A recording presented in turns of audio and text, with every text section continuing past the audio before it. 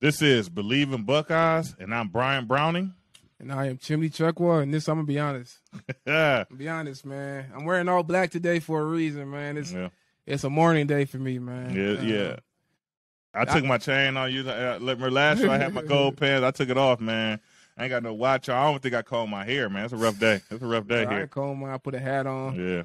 I'm not feeling too good, man. It's first of all, I'm not used to this. Yeah. You know, I just thinking back about it. I came into Ohio State. I grew up in Louisiana. Right. I was an LSU fan as a kid. Right.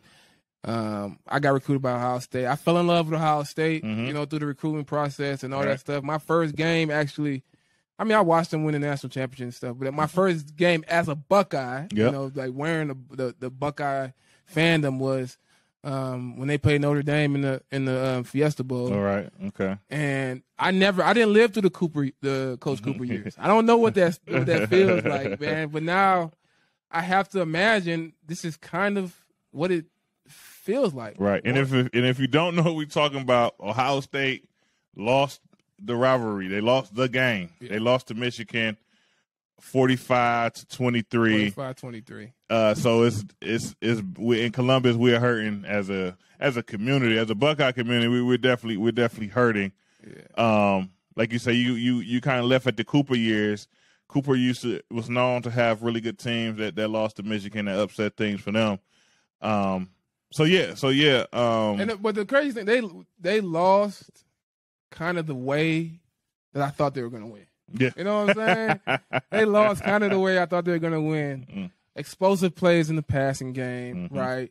You know, towards the end of the game, maybe an explosive run here or there. Kind of how they've been winning games in the past, right? You know, just being able to out-execute them from a passing standpoint and Michigan's defense not being able to keep up. But, yeah, that's how I thought Ohio State was going to win, but that's actually the opposite. And then Michigan planted the flag on the block. Man, that's a whole nother thing, man. So them planting that flag, it hurt on a lot of – first off, now obviously the game's over, so it's easy to say that it was a classless thing to do. We, as Ohio State, have been dominating. Yeah. And we never took it to that far. Never took it that You know, I mean – it's a tradition that when you win, if we're going to the Rose Bowl back in those days, you pull out the roses. Yeah. We celebrate with our fans that made the trip up north and had to endure the cold to cheer us on that day.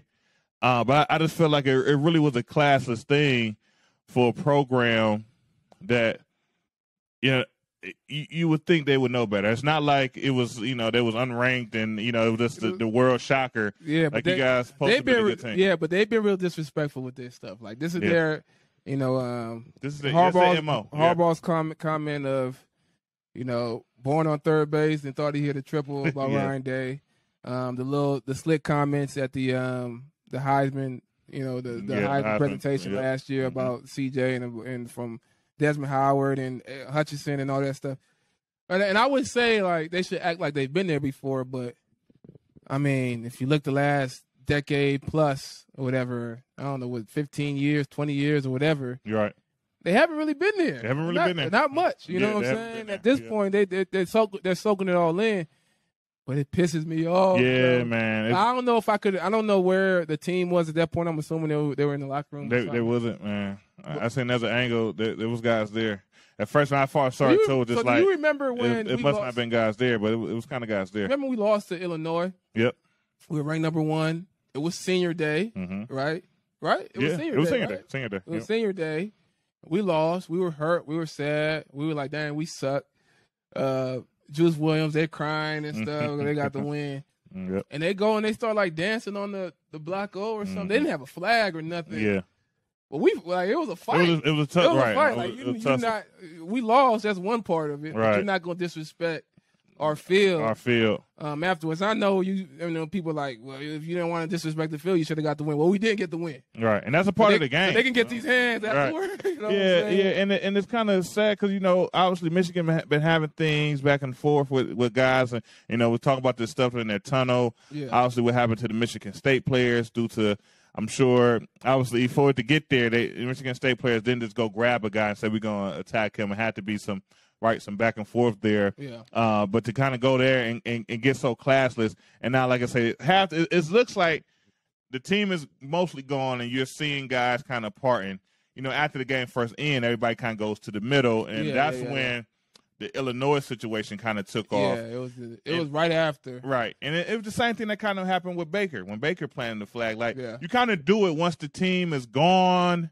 Like, you know, the guys that actually played, or they're either, you know, doing the Carmel High, or they're up the tunnel, and you guys are just still out there because you're happy you won, then you go and pull something like that. It's like, if you're going to do something like that, you know, be ballsy enough to do it while our guys are out there. Like, you know, coaches out there, they're out there taking pictures. Right. Like, you know, do it then.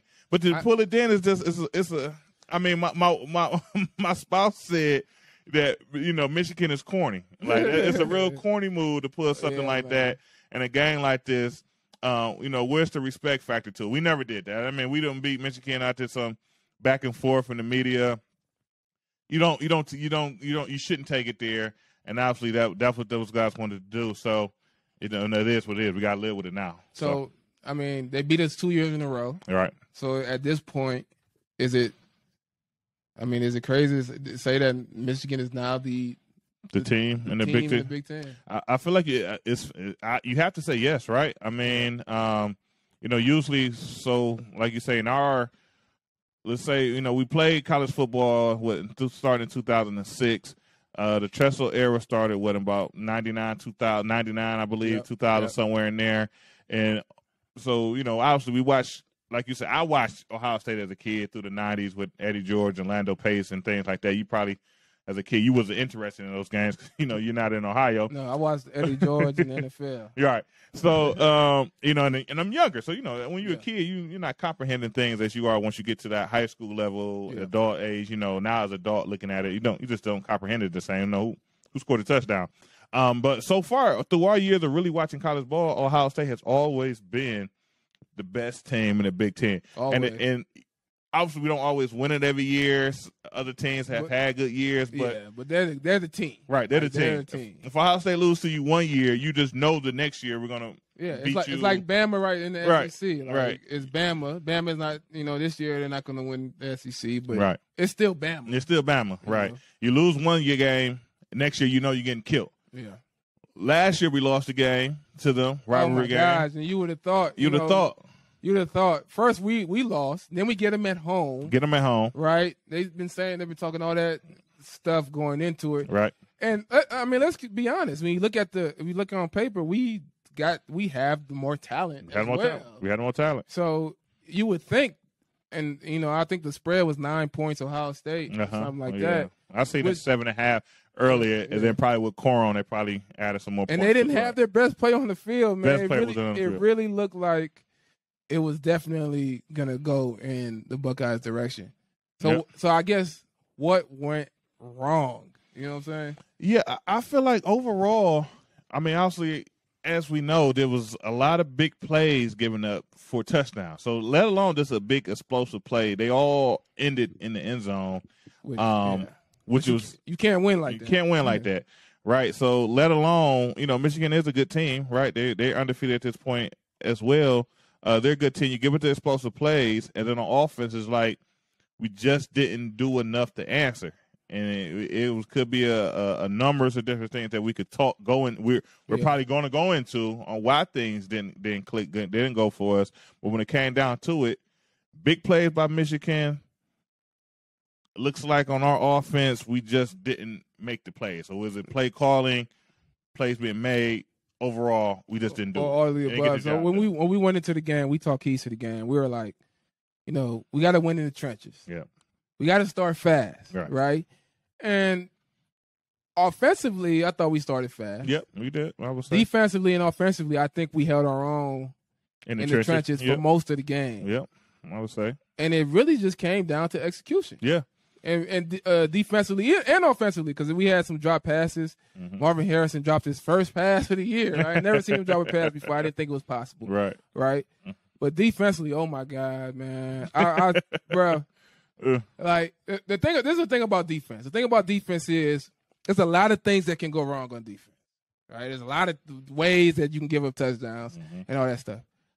However, if you maintain your discipline, you stay true to the things that you prepare for, you could eliminate explosive plays, and you can especially eliminate explosive plays that go for touchdowns. Right. That's like the worst thing. If you do anything in a football game on defense, you're going to try to eliminate explosive plays that go for touchdowns. You may give up a bunch of yards here and there, but the one thing that you don't do and expect to win a football game is eliminate explosive plays. Right. Now, with that being said, if you look at the plays that were made on Michigan's side, Michigan did not do anything explosive, right? Like there was nothing based on what they did. Like even the passes that went for deep touchdowns, they were wobbly passes that hung in the air. It was just really bad execution on our part. Yeah. We're gonna break down some of those plays a little bit later, in but the show, yeah. It's almost a lack of attention to detail. And I don't know, when we lose, you like to place blame. I think there's enough blame to go around. Right. But there's a lack of attention to detail. And as a player, part of it, I remember when I played, part of it was, coaches always pointing to all these little things. You need to do this, you need to do that. And you'd be like, come on, man, coach. Like, why y'all so stressed out about everything, right? But this is why. This is why. This is why. I mean, and that stuff. Because it shows up. It shows up, and it shows up big, man. Yeah, I think that's something, like you say, like it kind of goes into coaching, right? Like if you are just coaching a guy to always like, hey, you have to make it to this gap. We're running this blitz. You have to get over this guy. You have to get over the offensive line, or you got to get to that gap, even if it's you get there bubble. Like you're not shooting there. You have to kind of go around the guy to get there. You have to get there. Right. You got to get there. But then obviously it wasn't stressed enough, it wasn't stretched enough. And like I said, when we kind of go into some of those plays, it's just clear that it's like either a lack of technique and a lack of just grit and toughness of this, I guess, mentally of knowing where you need to be and actually getting there. Yeah, mental toughness. It's this, and one guy to me embodies all of those things, right? Marvin Harrison Jr. Like if you watch him run routes, he does a lot of small things that allow him to be consistently great, right? He does a lot of things that allow him to be consistently great. Now, if I'm going to talk about coaches and stuff, I got to credit the coaches for that. I don't know how much of that is, Marvin Harrison Sr., right? There's got to be some of that. Right. But also Hartline and those guys have gotten these receivers ready and prepared to time and time again do a lot of those smaller things. Defensively, man, I think there's a lot of those small things that we don't do. And I know fans always harp on the corners or the safeties not getting their head around to make the play. But I will promise you that you don't have to get your head around to make a play on the receiver. I promise you. But you do need to pay attention to detail. You do need to really fight for the ball, and you can't panic. Even when the reality of football is you won't always beat. You won't always beat the other guy. Yep. And as a corner or a defensive back, at some times you will be beat. However, they still have to throw the ball. They still have to throw the ball accurately. And their receiver still has to go up and catch the ball under pressure and under duress. Yeah. And as a DB, even if you're beat, you have time to get back in position. If you get back soon enough, you can get your head around. If you don't, you can see the eyes get big. You can see the hands go up, and you can punch straight through the hands without running into that receiver and drawing a pass interference. Yeah. And I felt like all of those plays, guys were in position well enough to go attack the ball, go attack the hands and get the ball out. And they opted for jumping up and kind of face guarding. And I can't believe that's what's taught. I just can't believe it. Right. And it like you say, like, so you got those two pass interference. One happens in the end zone. One is on a Michigan drive. And then in the fourth quarter, you see, I'm blanking on the guy's name, but number 0 for Michigan, we're hitting Cade Stover for a touchdown pass, right? Hit him in both hands. Cade has pretty good hands, right? He probably makes that play. But number 0 for Michigan, like, he's out of position. He's beat. Dives right through Cade's hand. Right.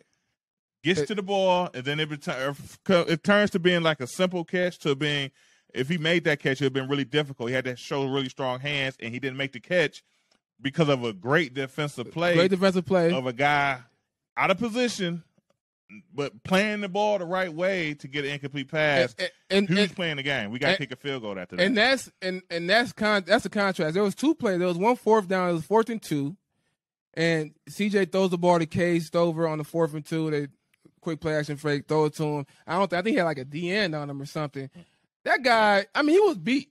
The ball was a little bit long. K got one hand on it. Yeah. The defender just went to make the tackle. K pretty much dropped the ball, but CJ had to put the ball right on the money. You know what I'm saying? You had to force him to execute that play. Right. They couldn't do it, and a defensive end from Michigan was able to make the tackle, and it was a pass breakup. Right. He didn't panic. He's not even a DB. And on that play, that's really the contrast. K Stover, he's open. He's in the end zone. He's open. CJ puts it right on the money, right in his hands. He catches the ball. And the defensive player who never saw the ball, right, ever, punches the ball smooth out. Yeah. That's defense. That's how you used to teach defense. And if K was able to somehow grab that ball, avoid getting the ball punched out, and make the play, all right, you made a great play. You made a great play. Michigan didn't have to make great plays to score, which was the most frustrating part of the game. Yeah, and I have to say this. I know. I hate to do it. I'm usually just pretty. I'm pretty nice to our Buckeyes, man. I mean, I understand there's a lot of goes into it, but I do have to bring up the fact that I feel that the defense wasn't doing well. They was giving up obviously a lot of explosive plays in the first half, second half as well. But I feel like in the first half, it wasn't even drives. They were just getting explosive plays for points. Yeah. Second half, Michigan did put some drives together that ended with points as well, and in addition to explosive plays. But I had to be a tad bit critical of C.J. Stroud. When watching it, in certain games, obviously we know CJ, he was, he's our Heisman hopeful. Obviously after the game like this, we'll have to see, but mostly, I think he lost. I think he probably lost it. I don't think he's in it no more. I had to be critical. It's like you have to figure out a way to win these games, and a lot of times I kind of go, because obviously this is the game, right? There's nothing left for us. If we win this game, we all our goals are still there. We go to the Big Ten championship. Chances are we make the playoffs. We lose this game, pretty good chance. Like now that we're hoping that there's some upsets happen, and the committee kind of looks at us compared to some other guys, and maybe we go in from there. It gets kind of really muddy, right? But it's all on the line for us. And I know at this point in the season, everyone is nicked up, and CJ's known for throwing the ball. But I feel like it was a couple opportunities there where CJ could have just, put his head down. We know CJ's not a runner, but he's pretty athletic, especially for the college game. He runs good enough. He's capable. He runs good enough. That he doesn't go and make that play happen. Instead of making the play happen, just putting your foot in the ground, getting around the edge, or just stepping up in the pocket. A lot of times he had plenty of opportunities to step up in the pocket and just force the defense to come get him. Yeah. Right? There's essentially a race for the first down. CJ opts to try to make an amazing throw in a tight gap when it's really not there. Yeah. And I know CJ could make those plays, but hey, today is the day we need to win. Yeah. So a lot of times a quarterback, I feel like the same as point guard in the game of basketball. It's your job to be a leader, correct? It's your job to make plays and get the ball to your playmakers. But over everything, it's your job to win the game. Yeah, to get the win. And I don't feel like he took it to that next level to get the win, and then also get his guys fired up so they know, hey, we can't lose. We got to get this win today. Yeah, and I almost feel like just having a year where you never really had to, because I always thought like him not running and stuff was cool until we play like a Michigan or a playoff team where it's like, damn, we just need 5 yards, go get the 5, and let's do something. Right. But one of my biggest criticisms is just throw the ball to the guy, the running back right in front of you. Just throw the check down. Let's take the check down. Let's take the 4 yards, right? If nobody's open, you drop back. Nobody's open. Take the 4 yards. If you don't want to run for it, throw it to the running back. Don't throw it to the behind the line to the edge like we like to do. And let's move the stakes. But I think my biggest, and I love Ryan Day, bro. Yeah. I think he's a great football mind, man. However, I don't know. I don't want to, because what we do in losses, we start blaming everyone. Yeah, right. That's true. That's right. However, sometimes it's warranted, sometimes it's not. But there is a like a radical attention to detail that guys like Coach Tressel, and the staff underneath Tressel, Fickle, the guys, Coach Johnson, Coach Haynes. It was almost annoying at times. You know what I'm saying? Like, as a player, it was annoying. It's like, golly, y'all talk about every little thing y'all get worried about. Like, stop worrying so much. Let's go play football, right? Right. Urban, you could just tell Urban has this radical attention to detail, right? Mm-hmm. You see it, right? You can see it in the face when he's coaching. And I'm not saying Ryan Day doesn't. However, the mistakes that I've seen last year, even the year before, last year and this year, this defensively, and I know Day's not the defensive coordinator, he's not the defensive coach, but as a head coach, there's a responsibility of a radical attention to detail, a level of detail that is, okay, we are having this type of issue, right? We are not able to stop these types of plays. Yep. We're going to work on this. Right. I don't care what we have to do. I don't care who, if it's the coordinator's fault, if it's the position coach's fault. We're going to add 10 minutes to the period, and y'all going to work on this specific thing, right? Or this play that y'all can't stop, guess what? We're going to go 1-versus-1s, and we're going to run the play against y'all, and I'm going to need to see y'all be able to stop it, and we're going to have to, you know what I'm saying? Right. I think that level of detail, and I think they focused a lot on the trenches and stopping the run and being able to run the ball, but I thought they needed to. Yep. It was great. But, man, there's a lot other little small detailed things that just I feel like are getting overlooked that they need to address. Yeah, I know one huge play that a lot of people was upset with after the game. It's a critical down. It's critical time in the game, rather. We're down. It's 3rd and 4. And a lot of times I feel like in this game, like I say, we want to be tough up front. We want to do certain things. Yeah. I feel a lot of times on offense, we was kind of shooting ourselves in the foot, kind of almost, I'm not going to call it trick plays, but kind of gimmick plays. Like, hey, we're going to do something over here, then we're going to try to hit you over here. And a lot of times for Coach Day, that works, but in bigger games with better competition, you gotta line up and do what you do. You got to line up and do what you do. You got to line up and expect your guys to execute the play to his just basically execute the play to get the job done for it to be a successful play. 3rd and 4, we try a swing, but basically like a swing pass to the running back, and the defensive end jumps up and just slaps the ball down. And it was a critical time. It's like, damn, it's 4th and 4, 3rd and 4. We try a swing pass, so even if we complete it, we're behind the sticks, right? We're not, we're not there. And then when you watch the offensive tackle, he's kicking back like it's a 5-step drop. And if it's a swing past his direction, you would say like, so someone is wrong. Either that's not, maybe he don't supposed to throw that swing pass like that. Yeah. One, but it looks more like the offensive tackle supposed to keep this guy on the line of scrimmage. He's supposed to either show run, attack him right away, try a cut block to get his hands down, and it doesn't happen. And so it falls back to, once again, executing mentally. Yeah. And so a lot of times when you kind of start running plays like that, and I think you could attest to it, well, especially on offense, when we start running stuff like that's not so common, it's a not so common protection, you get a reminder on the sideline, like, hey, look, we're seeing this on 3rd down. We're maybe looking at calling this call. Remember, offensive tackle, when we call this protection, just attack the DN because we're trying to get the ball outside of him or cut him or something like that. And obviously that did not happen because you see Paris Johnson, like I say, setting back like it's a 5-step drop, and the DN basically just lifts his hands up and knocks the ball down. And it plays over. So and that's the level of detail. One-shot play, got to knock the ball down, it's over. and that's the level of detail, man, that you have to be able to execute. Yeah. And I think about play, like you think about Michael Jordan. Michael Jordan did something. He did one signature move he had was this fadeaway. Right. And it didn't matter how good the team he was going against was. He was still going to do the fadeaway. Everybody knew he was going to do it, but they wasn't going to be able to stop it. Right. And he had like a million different other counters. Kobe the same way. I got a million different other counters. If you think I'm doing the fadeaway or whatever, I can do something else. Mm-hmm. At some point, what we do great, it don't matter who lines up against us. We should be able to line up and do this thing great. Yeah. And then we got other stuff that once you keep selling out to try to stop what we do great, we could do everything else. Yeah.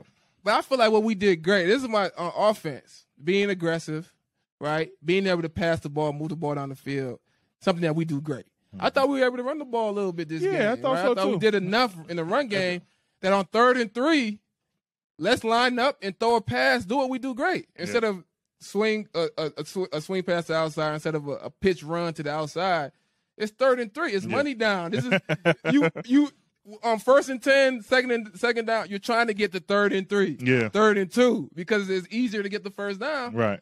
Line up and do what you do great because that's what nobody can stop. You got a Heisman Trophy candidate.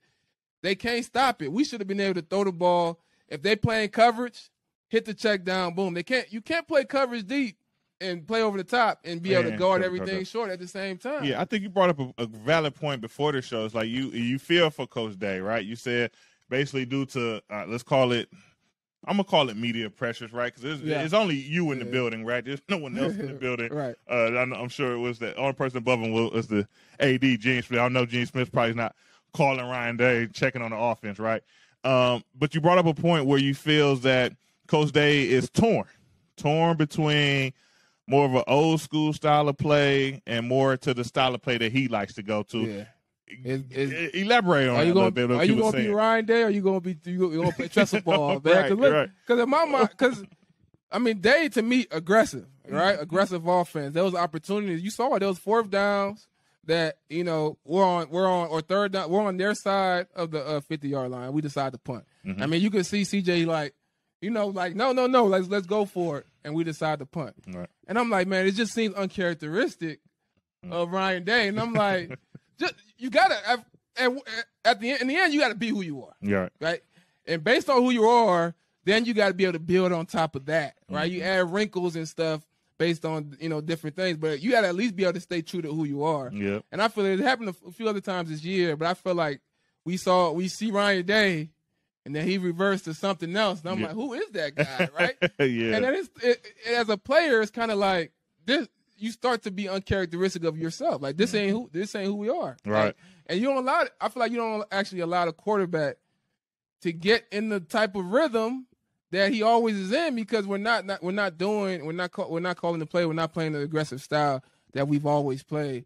And I don't want to pile on, after a loss. Right. However, if you're gonna be the aggressive Ryan Day, just continue to be it. It don't matter if we play Michigan, Maryland, Minnesota. I don't care what M is in the beginning. Be who you are, and what you do great. We should at least have been able to do what we do great, and I didn't see us do that in that game. Yeah, so like we say, obviously, it sucks. We lost to Michigan 2 years in a row. Can't say when the last time that happened. I believe last time Michigan beat Ohio State at Ohio State was 2000. So that's 22 years. That's a while ago. But obviously we lost. We're gonna have to live with it for a year. I got plenty of family in Michigan. They all hit me up. We don't really talk much. But this week they find my phone number and they send out messages. So we have to live with it. I know Coach Day tried to put a little stuff in the media, and you're hearing stuff like, hey, we had to live with this last year loss, and today's today, and obviously it was not today. I hear people calling for jobs. I say, don't even let no one off the hook by getting fired. You make everybody stay in the same position, and you just sit with that. You sweat on it. You just let it brew in you that you lost to Michigan 2 years in a row. They planted a flag in your field, and you have nightmares about it until you get it fixed. Like you don't let no one off the hook by putting something else in their mind. You make them keep it. We gotta bring a flag to Michigan, bro. I don't care. I'll bring it. I'll pack it up myself. Yeah, I won't even go to the game. No, I'm going to the game. I'm going to the Michigan game next year in Michigan. Because I'm going. I don't really go to many games. I won't go to I'm the going game. to that one. I will be there. But when the clock strikes 0, I will be running through the tunnel and onto the field with a Block O flag. Whatever. I don't care how big it is. Whatever I can find, a Block O flag, and I am planting that joint in the middle of the field. It's warranted. And I will deal with the consequences afterwards. Don't worry. It's not going to be any consequences. At that point in time, we have to earn it. So let's talk about what's next for Ohio State. Obviously, from this loss, we don't make it to the Big Ten championship game. Yeah. But also, we had some other key teams end with losses this week as well. I seen today that the coaches poll has Ohio State at 5. Obviously, it's not the playoff committee poll, which ones matters the most, but the coaches poll is 5. And when you look at it, 5 seems like a fair spot to us. So what do you think about postseason and what's next? Did LSU win? LSU lost. LSU lost? LSU lost. So they lost to Texas A&M. They lost to Texas A&M. Mm-hmm. So the committee wants to put, they're going to favor the SEC. Yeah. And when in doubt, they want Bama in there, right? However, I don't see a pathway for Bama to get in over Ohio State. Now, some others may disagree with that. Yep. But Bama did lose both games they lost. They did lose by a combination, maybe 3 points or whatever. So they were both like close losses. They didn't have a big loss like we had at home. However, they lost 2 games. They lost 2 games. And they also don't go to the championship. And they don't go to the championships. They don't have no way to play themselves back into position. Right. So I think we end up at 5. I think the college football playoffs should put Ohio State at 5. And a loss from USC or a loss from TCU should lead to Ohio State in the playoffs for one reason and one reason only. Who else do you put in? Right. Yeah, so I guess we have to say, so USC and TCU both had championship games. TCU in the Big 12 championship, they played Kansas State. And in the Pac-10 was really interesting. I think it's the Pac-12 now. But the Pac-12, you have USC playing Utah. And the only loss of the year for USC is to Utah in the 43-42 game. So that's a rematch for them. So that's obviously it's a lot there. Obviously, before this year, Utah's ranked like 12th in the nation right now. So not too bad. And before this season, it was ranked preseason. It was ranked pretty high as well. They have a good team. If you remember last year, the Rose Bowl, was that the Rose Bowl? Ohio State played Utah, and they had that shootout. Was scoring a ton of points, so we know that they are capable of scoring the ball as well. So it'll be interesting. But to me, like you say, Ohio State at 5. I've been saying this, and then I guess obviously it'd be good for the coaches and kids and players to make it to the playoffs. But to me, losing to Michigan like that, the season is over, man. Yeah. Like the season's over. Like it's not like we lost to a game early in the season. Now we're rolling, and okay, are they going to let us in or not? Like, bro, you just lost your rivalry game. They almost doubled you in points on your home field. But it's not over if you make the playoffs. It's not over if you make the playoffs. So, correct. And if they make the playoffs, obviously I'm cheering for them full hard. I might even try to go. And to the game. You could potentially end up against Michigan again. No, it's not likely. Not likely. And if you line up against Georgia, I guarantee you, if you have these little detailed mistakes, it's going to look very similar to the Michigan. It may look worse. It may look worse, right? Yeah. So with Georgia's defense and Stinson at quarterback, who's obviously I would say he's a better quarterback than McCaffrey is for sure. Yeah, and so let's not forget. Let's not be hypocritical here, because we were number 1 in 2007. Mm-hmm. We were number 1 in the nation. We lost to Illinois at home on senior day. We thought our season was over, even though, difference then, we still had a game against Michigan to kind of make us feel better. Mm-hmm. However, we thought generally our national championship hopes were over. Right. A bunch of teams lost. We ended up in a national championship against LSU. Mm-hmm. So, similarly, if teams lose, it could end up being in a similar situation in the playoffs against a SEC team. Yeah, and let's not also get it confused. I'm going to be cheering for those. Like I said, I feel like the season's over just because I got that sour taste in my mouth. But I'm going to be cheering for those upsets to take place, just so we could leave it to the committee. Ohio State team with led by C.J. Stroud and a defense that actually was pretty decent until the last game. Yeah. Having a pretty decent year. So based on that, let's talk about what is needed going forward if they make a playoffs, or depending on what bowl game they go to, and going into next year. Yeah, so I'd like to say, first off, if we are to squeak into the playoffs, most likely we'll be playing Georgia, who's known for having a stonewall explosive defense. Yeah. And an offense that's kind of, they run the ball well, and they kind of like Michigan, a little bit more talent. A little bit more talent, right? So I would say overall, it comes back to execute. Mentally, obviously, before you play a game like that, you get to practice for a month, knowing what team you're playing against, right? And that's always a benefit.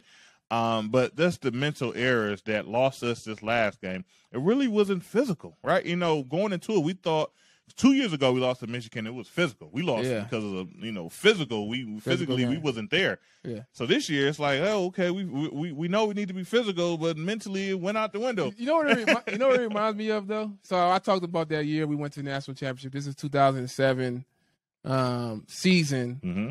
We ended up playing LSU in the Superdome and national championship. This 2 years in a row we went to the national championship. This is the second year. Right. We were both redshirt freshmen. Do you remember going into that game? First of all, the narrative after we lost to Florida the year before was SEC speed. Right. Do you remember our practices, our bowl practice, getting prepared for LSU games? We had a period where we be playing, we practicing hard, they blow the whistle, and it was SEC period, and they make us run across the field. Hey, I do. That was, yeah. Oh, my God.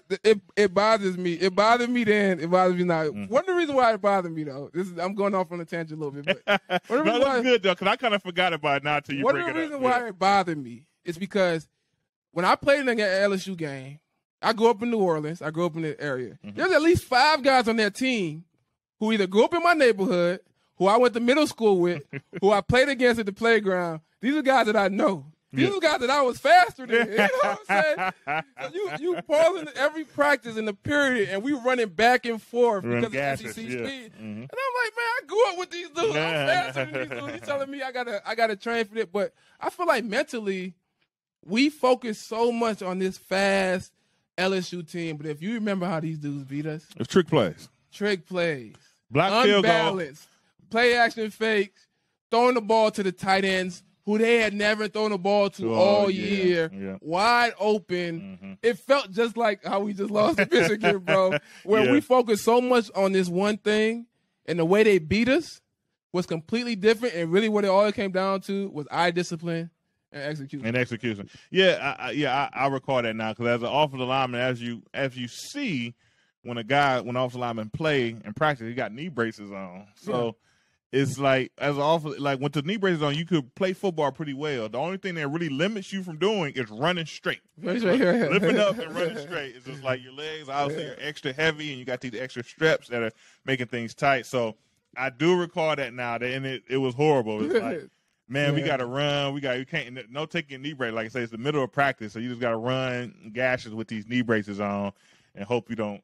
and I remember just mentally, because I was young at that time. My junior, senior year probably wouldn't have bothered me as much. But as a young player, it was my first year starting in such a big game. You know what I'm saying? And I was starting to think like, man, these receivers, they got to be really good.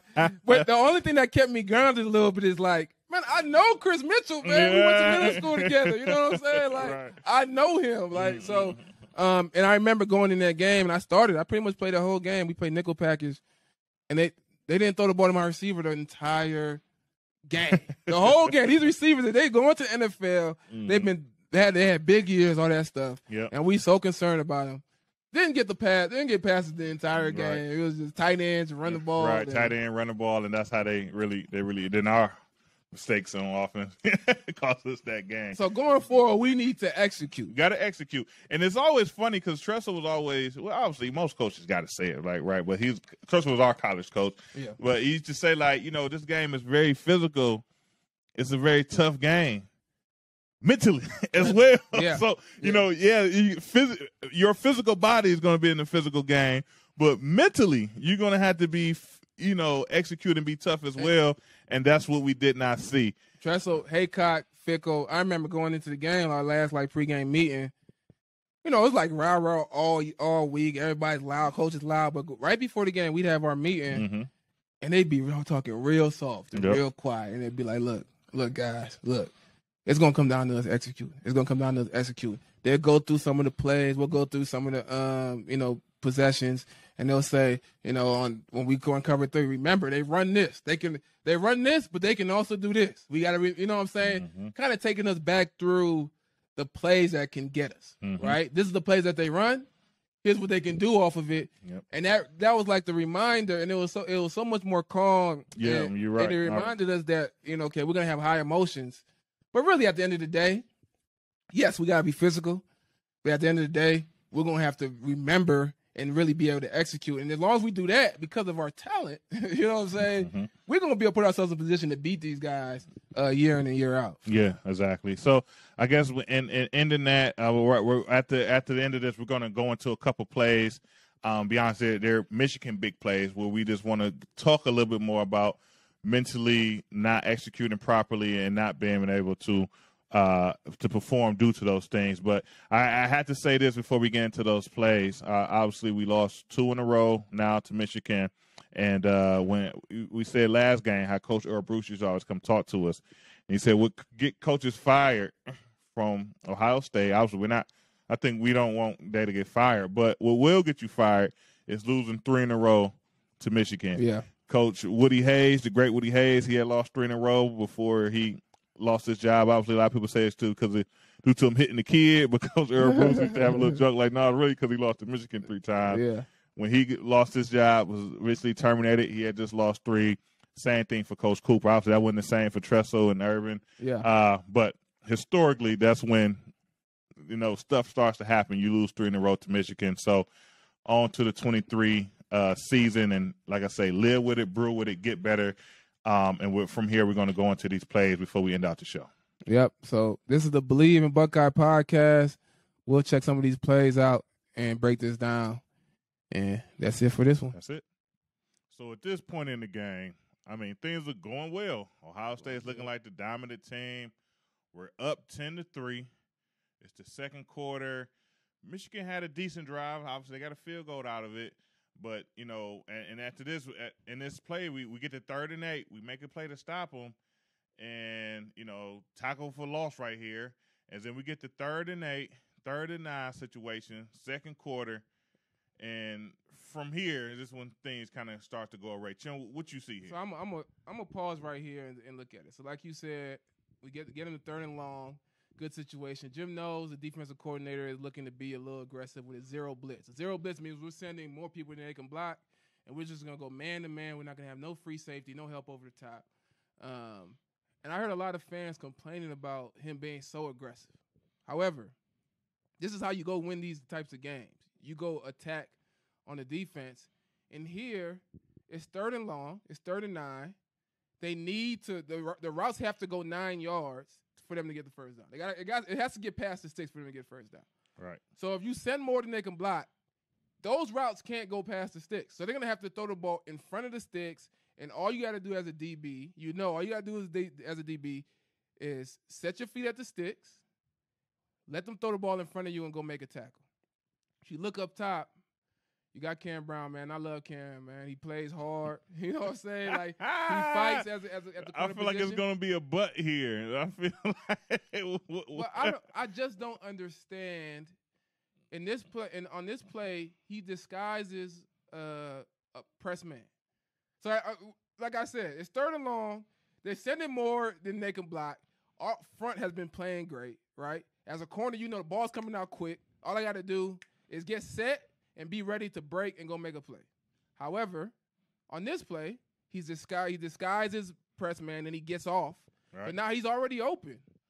So now he put himself in a position to where anything short could be caught. And now because you're already open, you're kind of out of whack that you got to put your foot in the ground, get back squared up to try to make a tackle. He's just making it harder on himself. So if you watch the play develop here, he's open. Open. You don't want to be in this position when you're sending an all-out blitz. You want to be square, slow pedaling back, and ready to just trigger and go make a play. However, he's open. You see him, he's going to end up getting flipped around. The quarterback's under duress. He's getting hit. He's just throwing the ball. He's hoping for a little bit. Yeah, right. If you're a DB, you can see the quarterback doing this. You could break before the receiver even breaks because the ball's already out. The receiver's still running up the field, but the corner gets flipped around. Now he's kind of out of whack, and he can't really break down and just make a solid tackle. And this is what happens.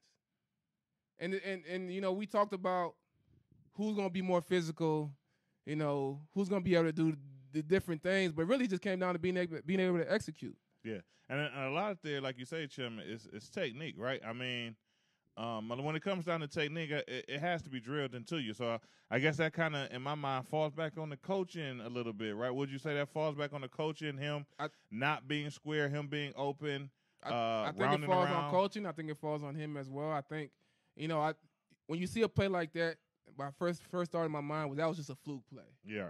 Right. However, 5 explosive plays, 5 touchdowns. 5 touchdowns. You can't have 5 flukes. You can't have 5 flukes. All right, so here we go again.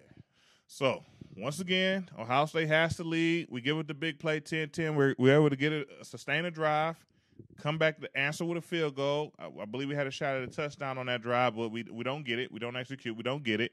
So now Michigan has the ball. So right now it's 1st and 10. We're in a decent spot on the field, right? So nothing too out of the ordinary.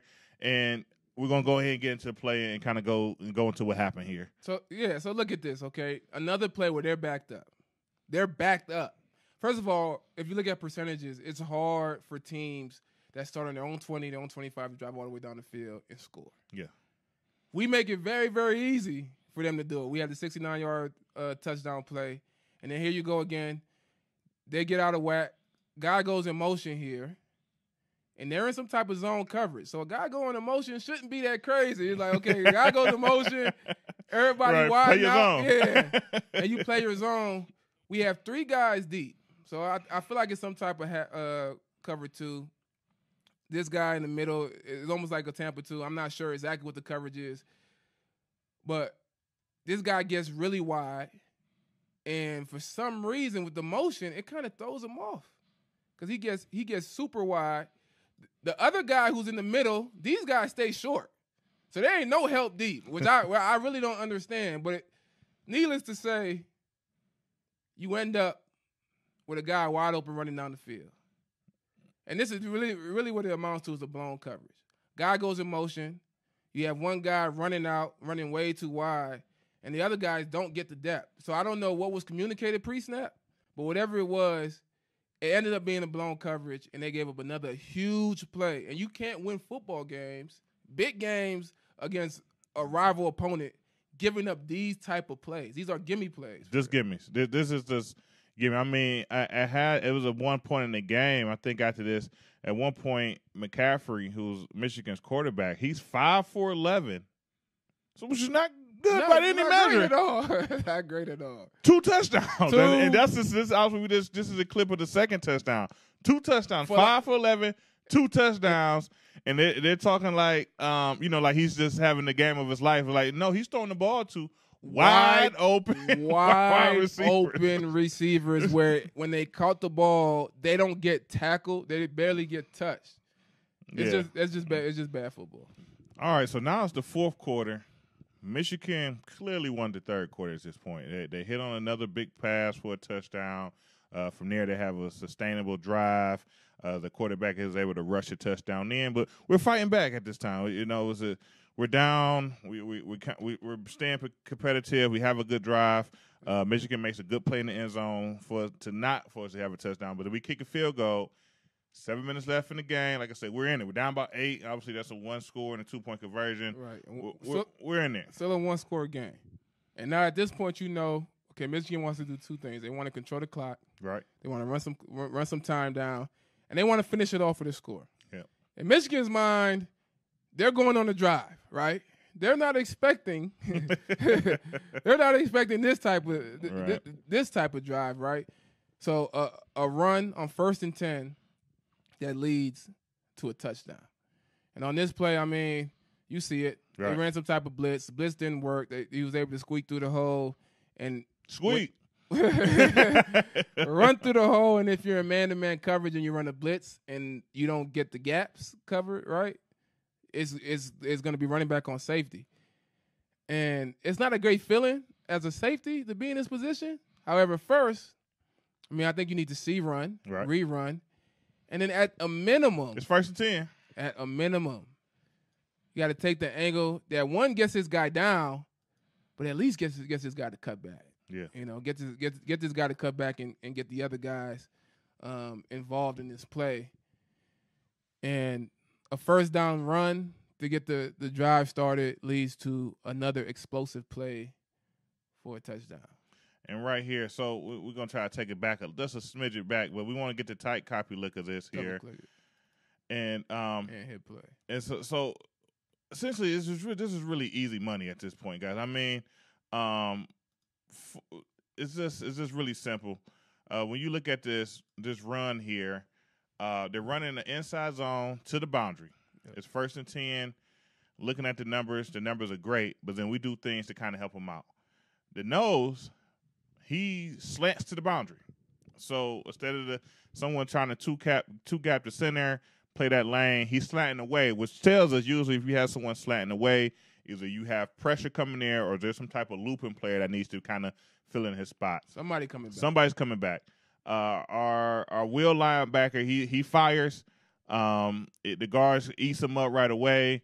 The Mike linebacker, he scrapes, doesn't get nowhere near far enough. He gets eaten up by the center. And then you have a lane. You can see the backside end who's off the ball. I believe that's 33. Sawyer's there. He's attempting some type of movement over, but once again, when it comes down to it, if you take a look at this clip here, I mean, it's just wide open. This is just easy, and you can see no one gets a hands on him at all.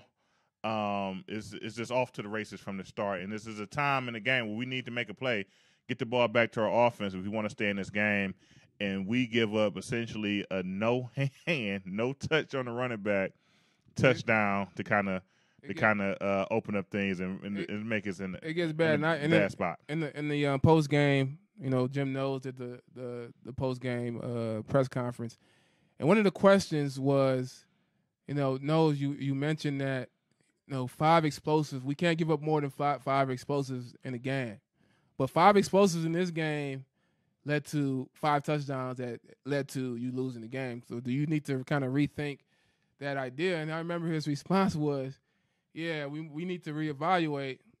We focus on not giving them more than 5 explosives, but when those explosives turn into touchdowns, there's something else. Like they're not explosive plays. They're like I don't know what's worse than they're like atomic bombs or something. And that's essentially what happened is 69-yard touchdown. A 7-yard hit short of the first down ends up being a 69-yard touchdown.